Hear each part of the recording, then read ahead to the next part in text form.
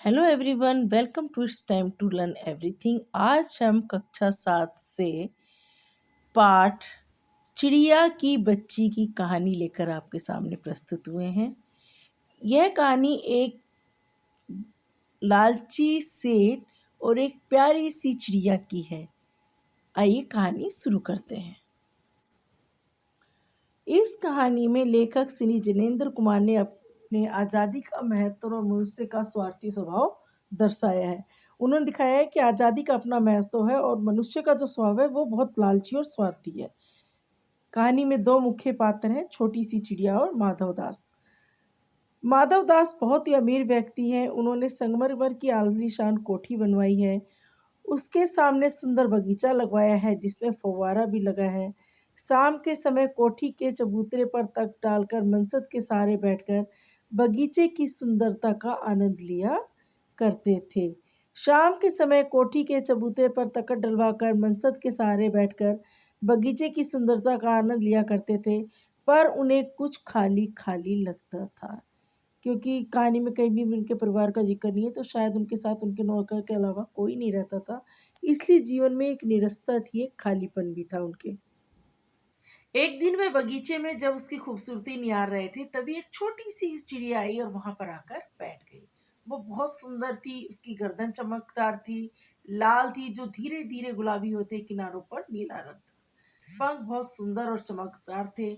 उसके शरीर पर इस तरह के रंग थे मानो किसी ने चित्रकारी कर दी हो। माधव दास जी को वह चिड़िया बहुत सुंदर लगी। चिड़िया बगीचे से खुश होकर डाली डाली थिरक रही थी, कभी इस डाली पर कभी इस डाली पर। थोड़ी देर बाद उसे देखने के बाद माधव दास जी ने चिड़िया से कहा कि यह बगीचा उन्होंने उसी के लिए बनवाया है। चिड़िया संकोच में पड़ गई। उन्होंने कहा कि यह तो केवल सांस के लेने के लिए रुकी थी। चिड़िया क्या बोली? उसने क्या कहा? मैं तो केवल यहाँ सांस लेने के लिए रुकी थी। माधव दास जी ने कहा, यह बगीचा मेरा है।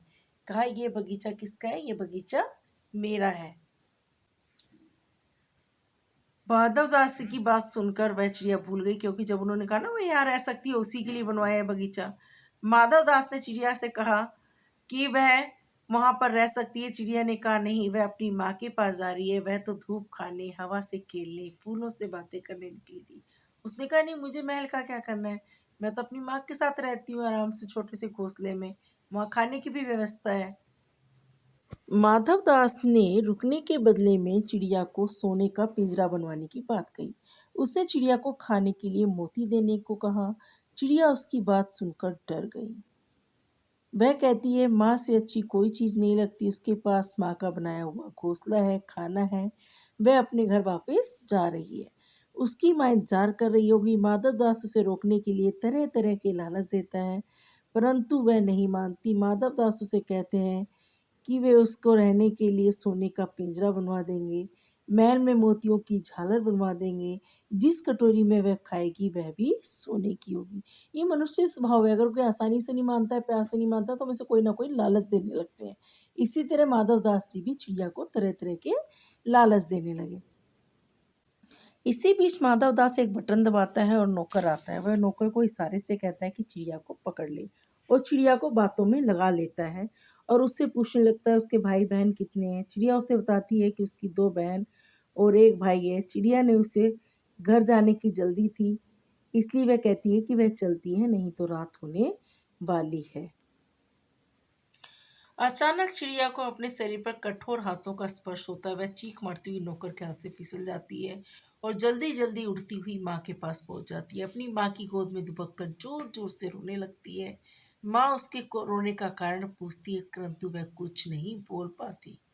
वह माँ की छाती से इस तरह चिपक जाती है जैसे कभी भी अलग नहीं होगी। चिड़िया इतना डर जाती है कि उसके मुंह से एक भी शब्द नहीं निकलता और अपनी माँ से लिपट जाती है।